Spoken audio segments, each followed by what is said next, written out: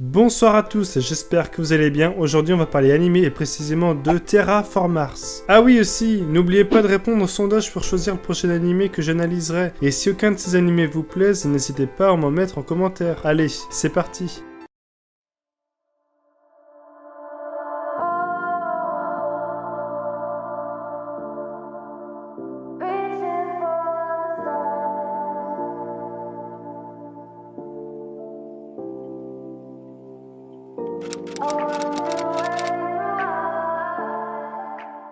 Alors Terraform Mars, c'est quoi? C'est une adaptation du manga nommé lui-même Terraform Mars, et c'est en 2014 que l'adaptation commence avec 2 OAV. Il y a actuellement 2 saisons et peut-être une 3e, mais pour l'instant il n'y a rien de confirmé. Donc Terraform Mars, c'est l'histoire de Akari Zamaru, un jeune orphelin qui a pour seule amie Yoriko depuis son enfance. Il éprouve des sentiments pour elle. Malheureusement, elle est atteinte d'une grave maladie inconnue et en décède. C'est au même moment que le commandant en chef Shokichi Komachi, accompagné du lieutenant Michel Cadavis, viennent à sa rencontre. Car Akari détient en lui des gènes qui lui permettent de se transformer en une bête humanoïde. Il s'avère que Shokichi est le leader de la mission d'exploration de Mars qui est supervisée par l'UNASA. C'est pour cela qu'il propose à Akari de le rejoindre afin d'essayer de sauver d'autres de ces personnes atteintes de cette maladie. Il apprend à Akari que cette maladie est un agent infectieux alien-gène, dit virus AE, venant tout droit de Mars. Il est actuellement mortel à 100% des cas. Le virus découvert sur Terre est pour le moment incultivable. Le but est d'aller sur Mars pour inspecter l'air, le sable, l'eau et le lichen pour détecter le virus et ses variantes afin de trouver un remède. Cependant, la récolte d'échantillons par des sondes a toujours échoué, et tout ça à cause des Terraform Mars. Ce sont des cafards géants qui, en 500 ans, ont évolué pour résister au rude environnement martien. Il y a 42 ans, ils ont tué les 6 membres de l'équipage de Bug 1 et réservé le même sort aux 13 membres de Bug 2 il y a 20 ans. Et donc, Shokichi et son futur équipage partent sur Mars dans 2 ans. Une fois à l'UNASA, Akari reçut une opération pour que son corps résiste à l'environnement martien. Et c'est le 4 mars 2620 que 100 membres sont envoyés sur Mars, dont Akari, Michel et Shokichi, bien évidemment. La suite, c'est à vous de la regarder. Maintenant, place au barème. Alors, pour ce qui est de l'histoire, elle est plutôt bien trouvée et en rapport avec ce que l'humain projette de faire. Il y a de l'intrigue et beaucoup de surprises, ce qui donne une note plutôt convenable sur ce critère. Ensuite, pour les personnages, il n'y a rien d'incroyable, c'est plutôt bien. On retrouve malheureusement des personnages décoratifs et quelques scénarios un peu lents par moment. Heureusement, la saison 2 change la donne, et vraiment pour le coup. Ensuite, le scénario est plutôt bien tourné. Côté animation, on a le droit de très bonnes scènes de combat, des flashbacks sont utiles, pas comme dans Naruto.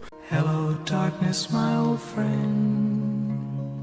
Ah oui, il y a aussi de la 3D qui est utilisée convenablement, cependant la qualité visuelle reste standard. Pour l'originalité, eh bien là on tape en plein dedans, de par la transformation des cafards et celle des humains. Rien à dire de plus, sinon ça serait du spoil. Ensuite la musique, elle est assez présente dans la plupart des épisodes, malheureusement en partie dans les moments d'action. Il y aurait pu avoir plus de musique d'ambiance, cela aurait pu permettre aux spectateurs de mieux se plonger dans l'animé. Côté opening, on reste sur quelque chose de plutôt bien et sans réel spoil, ça c'est bien. Pour le côté émotion, on n'est pas trop servi à la saison 1, comparé à la saison 2 qui en envoie beaucoup plus. Ce qui est dommage, c'est que le spectateur s'intègre mal à la place des personnages. Et pour finir, le chara-design. Les personnages sont assez originaux et même s'ils ont les mêmes tenues, leur transformation permet de leur donner du charisme et une personnalité qui leur est propre. Et voilà, c'est déjà la fin, j'espère que ça vous a plu. Si vous avez des remarques ou des points que vous voudriez que je traite, n'hésitez pas à me l'écrire en commentaire. Dites-moi aussi si vous voulez que je parle plus en détail de l'animé et de l'adaptation par rapport aux scénaristes, réalisateurs et aux studios d'animation. Sur ce, je vous souhaite une bonne journée et à la prochaine.